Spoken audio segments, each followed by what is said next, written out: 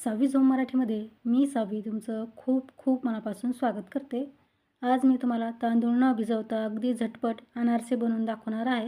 हे अनारसे करायला खूप सोपे आहेत आणि खायलाही मस्त खमंग कुरकुरीतही लागतात. पारंपरिक पद्धतीनं अनारसे बनवायचे म्हटलं की खूप मोठी प्रोसेस असते, पण आज आपण इथे अगदी झटपट तांदूळ न भिजवता हे अनारसे बनवलेत. तर करायलाही सोपे आहेत, अगदी पटकन होतात. तर चला तर मग आता वेळ न घालवता पटकन रेसिपीला सुरुवात करूयात. अनारसे बनवण्यासाठी सुरुवातीला मी इथे 1 वाटी तांदळाचं पीठ घेतले.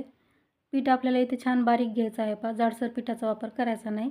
तर हे पीठ मी घरीच तयार केले गिरणीवरती. माझ्याकडे छोटी गिरणी आहे, त्या गिरणीवरती हे तांदूळ मी दळून घेतलेत. तांदूळ फक्त स्वच्छ धुवून वाळवून त्याचं पीठ तयार केले. तांदूळ अजिबात भिजून वगैरे घेतलेले नाहीत. आता हे पीठ आपल्याला मिक्सरच्या भांड्यात काढून घ्यायचं आहे. आता ज्या वाटीने आपण तांदळाचं पीठ मोजून घेतलं आहे ना, त्याच वाटीने इथे आपल्याला अर्धी वाटी गूळ घालायचा आहे.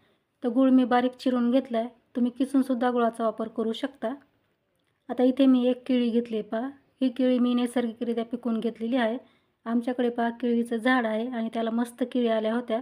त्या केळी मी छान अशा पिकवून घेतल्यात आणि मग त्याचा वापर करते. तुम्ही पाहू शकता खूप मस्त ही केळी आहे पहा आणि चवीलासुद्धा ही खूपच छान लागते, कारण आपण यामध्ये कुठलेही केमिकल वापरलं नाही. नैसर्गिकरित्या आपण ही केळी पिकवून घेतली आहे.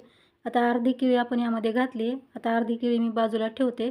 5 ते 6 स्लाईसच आपल्याला यामध्ये केळीचा वापर करायचा आहे. खूप जास्त केळी एकदम घालायची नाही. आता आपण या मिक्सरला फिरवून घेऊयात. इथे तुम्ही पाहू शकता मिश्रण आपलं छान तयार झालेलं आहे. गूळ आणि केळी तांदळाच्या पिठामध्ये मस्त एकजीव झालेली आहे. आता हे तयार मिश्रण आपण ताटामध्ये काढून घेऊयात, कारण या मिश्रणाला आपल्याला आता छान असं मळून घ्यायचं आहे. तर तुम्ही पाहू शकता मस्त ओलसर आपलं इथे हे पीठ तयार झालेलं आहे.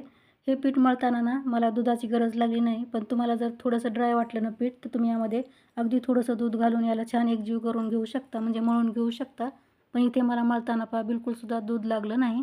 तर पहा मस्त मऊ आपलं इथे अनारशाचं पीठ तयार झालं आहे. आता लगेच आपण अनारसे बनवायला सुरुवात करूया. तर मी छोटासा पिठाचा गोळा तयार करून घेतला आहे. लगेच आता आपण अनारसे बनवूयात. तर आपल्याला सुरुवातीला काय करायचे, थोडीशी खसखस घ्यायची ताटामध्ये, कारण याच ताटामध्ये मी तुम्हाला अनारसा बनवून दाखवणार आहे.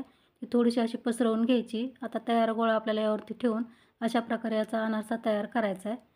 अनारसा बनवताना पहा पीठ जर हाताला चिकटत असेल ना, तर तुम्ही थोडंसं हाताला तेल किंवा तूप लावून घेऊ शकता, म्हणजे पीठ हाताला चिकटत नाही.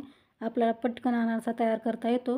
पण इथे माझं पीठ ना हातालासुद्धा अजिबात चिकटत नाही, म्हणून मी हाताला तेल किंवा तूप काही लावलं नाही. असाच अनारसा बनवून घेतला आहे आणि पाहू शकता मस्त इथे आपला अनारसा तयार झालेला आहे. अनारसा बनवताना पहा खूप जास्त जाडही ठेवायचा नाही आणि खूप जास्त पातळही करायचं नाही. असा आपल्याला अनारसा बनवून घ्यायचा आहे. आता हा साईडला ठेवते आणि आणखी एक अनारसा मी तुम्हाला बनवून दाखवते. आता परत आपण ताटामध्ये थोडीशी खसखस घेऊया. तुम्हाला जर अशा प्रकारे अनारसे बनवायला कठीण वाटत असेल ना, तर तुम्ही हे पॉलिथिन शीटवरती अनारसे लाटूनसुद्धा घेऊ शकता. अनारसे बनवताना पहा कधी एकदम अनारसे सर्व बनवून ठेवायचे नाही. 1 ते 2 अनारसा बनवायचा आणि तो लगेच तळून घ्यायचा.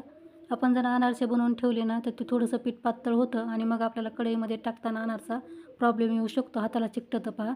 त्यामुळे असा 1-2 अनारसा बनवायचा आणि लगेच तो तळायला घ्यायचा. तर पहा इथे आपले 2 अनारसे बनवून झालेत. आता लगेच हे अनारसे मी तुम्हाला तळूनसुद्धा दाखवते.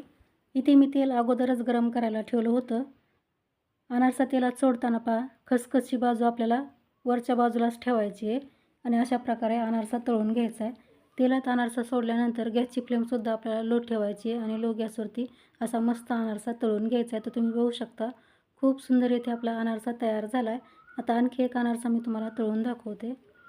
अनारसा तळताना पहा कमी गॅसवरती तळायचा आहे, म्हणजे तो आतपर्यंत तळला जातो आणि वरतून आपल्याला अशा प्रकारे त्यावरती तेल सोडायचं आहे, म्हणजे वरूनसुद्धा अनारसा छान तळला जातो. याला आपल्याला अलटपलट करायचं नाही, फक्त एकाच बाजूला अनारसा तळून घ्यायचा आहे. तर तुम्ही पाहू शकता हा सुद्धा अनारसा मस्त तळला आहे. खूप सुंदर इथे आपले अनारसे तयार झालेत. आता अशाच प्रकारे मी राहिलेले अनारसेसुद्धा तळून घेते. तर सर्व अनारसे मी तळून घेतलेत. पाहू शकता मस्त इथे आपले झटपट अनारसे तयार झालेले आहेत. आपण हे अनारसे तांदूळ न भिजवता तयार केले तरी पण पहा खूप मस्त अनारसे तयार झालेत. हे अनारसे बनवायला जेवढे सोपे आहेत ना, खायलाही तितकेच खमंग लागतात. मी अगदीच असं म्हणणार नाही की आपण जे पारंपरिक पद्धतीने तांदूळ भिजून अनारसे बनवतो ना, तसेच हे अनारसे होतात, कारण पारंपरिक ते पारंपरिकच असतं. त्या अनारशामध्ये आणि या अनारशामध्ये बराच फरक आहे पहा. पण चवीला हे सुद्धा अनारसे खूप छान लागतात, कारण मी स्वतः खाल्लेत म्हणून मी तुम्हाला सांगते. पण त्या अनारशासारखी याला फारशी छान जाळी पडत नाही, पण छान खुसखुशीत आणि कुरकुरीत अनारसे तयार होतात, एवढं मात्र नक्की. तर ट्राय करून पहा. रेसिपी कशी वाटली नक्की सांगा. आवडल्यास लाईक शेअर करा. तर लवकरच भेटू आणखी एका अशा छानशा रेसिपीसह. तोपर्यंत मस्त खा आणि हेल्दी राहा. धन्यवाद.